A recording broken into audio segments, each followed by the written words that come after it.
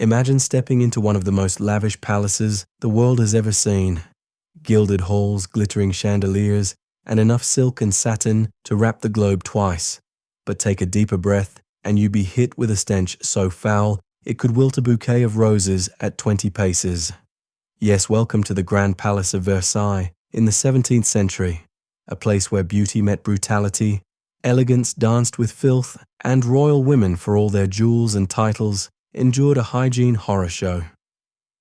You won't believe. Today we dive head first. Metaphorically, thank goodness, into the shockingly unsanitary lives of noble women at the height of French royal power. These are the 5 worst hygiene habits of royal women, and you're not ready. If you were a woman of noble birth in the 17th century France, you were expected to display grace, charm, and flawless fashion. But when it came to personal hygiene, things took a rather unpleasant turn because bathing, the very thing we associate with cleanliness today, was often avoided like the plague. You see, the science of the time hadn't caught up with common sense. Doctors believed that warm water was not your friend, but your enemy. They thought it dangerously opened your pores to disease, inviting in unseen threats that lurked in the air. Add to this the powerful voice of the church, which condemned bathhouses as dens of vanity and temptation, and what you had was an entire culture slowly turning its back on water. Women didn't have private baths or the luxury of daily showers. In fact, they rarely bathed at all. A full body wash was considered unnecessary, risky, or even sinful. Instead, most nobles, including royal women, would use a damp cloth to wipe their hands, faces, and perhaps their necks. But these weren't water-soaked towels. They were often moistened with alcohol vinegar, or even saliva, which supposedly helped clean without exposing the skin too much. To make matters even more disheartening, when it was time for a bath, and that was rare, it was usually a communal event. Families would bathe in the same tub of water, one after the other. And who got to go first? The men, of course. By the time a woman entered the tub, the water would be lukewarm, cloudy, and filled with residue. That's if there was even water left to soak in. The effect on the royal palace.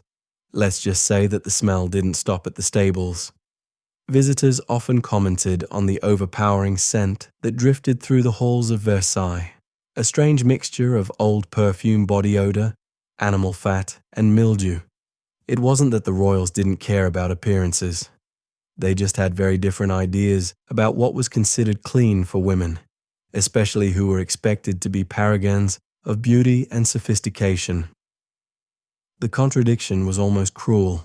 Wrapped in silks, weighed down with jewelry, and powdered to perfection, but underneath skin that hadn't seen soap in months.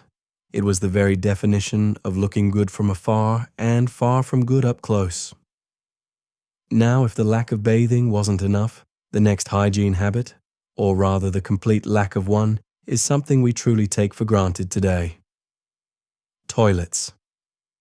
The Palace of Versailles was a marvel of architecture, dripping with luxury housing, the most powerful people in Europe. But here's the kicker. It had almost no proper toilets. That's right. Hundreds of rooms, thousands of guests, and barely a functioning bathroom in sight.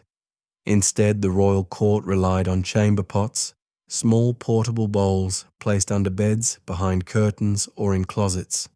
When nature called you, used your pot, and then, well, someone, if not, you tossed it out the window. If the wind was unfortunate or the street below too crowded, someone might get a very nasty surprise, and some courtiers didn't even bother with pots. Men were known to urinate off balconies or relieve themselves in the palace gardens. Visitors and foreign dignitaries were appalled at what they witnessed. It wasn't just a few incidents, it was systemic. The palace was infamous for its overwhelming stench, and the corridors often doubled as improvised toilets. Imagine being a lady and waiting, gliding through the halls in your elaborate gown, lifting your skirts carefully, not just to show off your embroidery, but to avoid stepping in human waste. In fact, it got so bad that by 1715, a royal decree had to be issued, stating that the palace corridors were to be cleaned once a week. Not daily, not after an event, just once a week, because that was considered an improvement. And let's talk about wiping. Modern conveniences like toilet paper didn't exist. Instead, people used cloth scraps, leaf straw, or, in desperate cases, their own hands. Washing up afterward was minimal, if at all.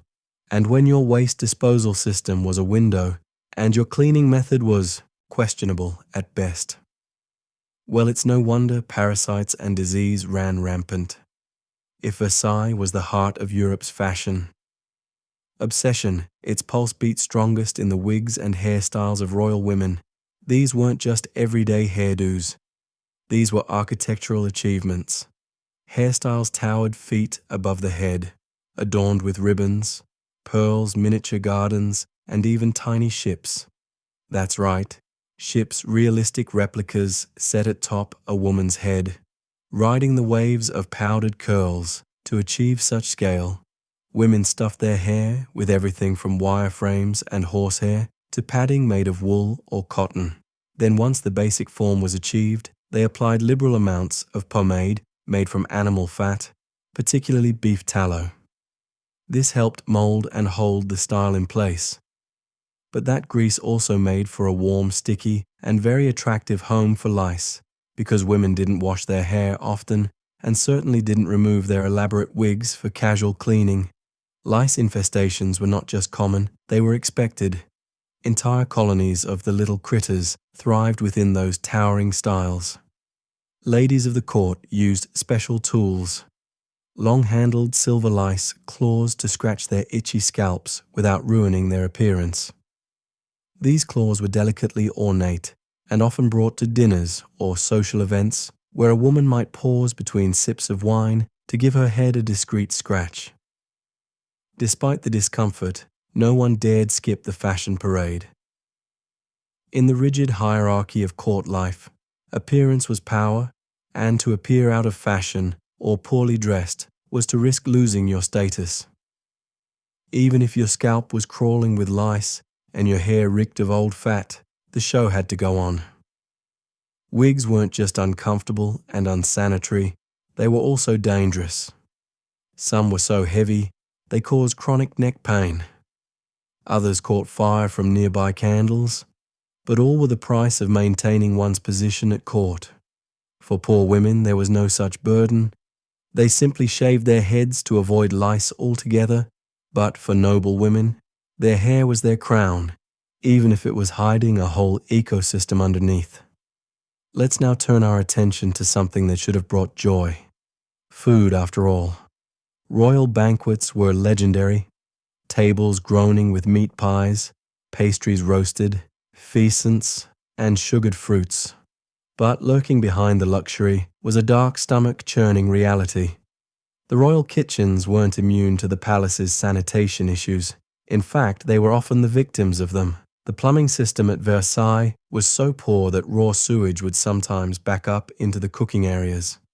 It's been reported that at least once wastewater reached the private kitchen of Queen Marie Antoinette. The impact on food safety was devastating. Without proper refrigeration, ventilation, or waste removal, contamination was common. Meat spoiled quickly. Fruits and vegetables were left out for days. Pests roamed freely, and yet the cooks had no choice but to carry on serving potentially hazardous meals to the highest ranks of society. The consequences, gastrointestinal distress was rampant.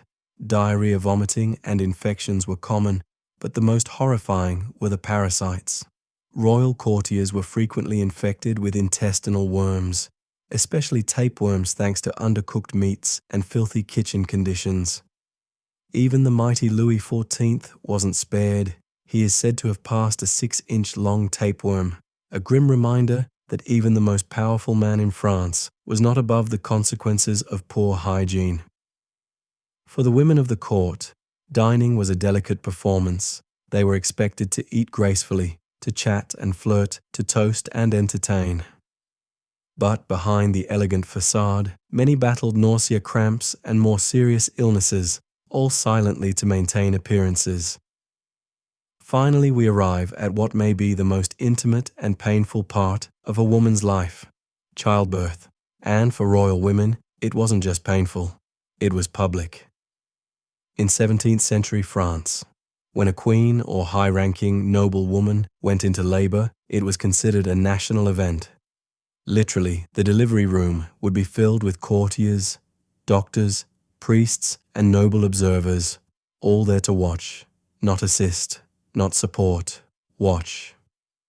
When Queen Marie Thérèse gave birth, the room was so packed that it resembled a theatre, more than a medical ward. The reason royal births had to be witnessed to prevent scandal? People feared that a stillborn or female baby might be swapped out for a healthy male heir, so the entire process had to happen in full view.